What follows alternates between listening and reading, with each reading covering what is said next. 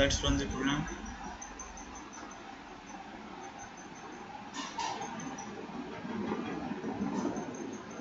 So capture image, save image, and start detection. First we will capture image to save our image.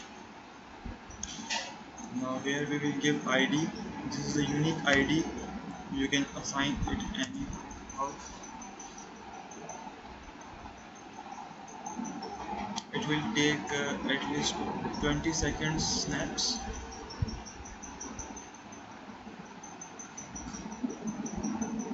And automatically it will be closed. Next we will save the image and then start detection. Yes, here it is.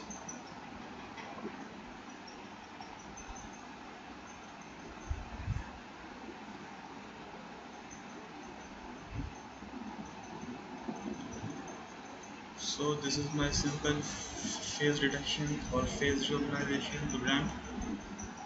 Hope you like it. If you want the code, I can provide you. Just comment down below. Thanks for watching.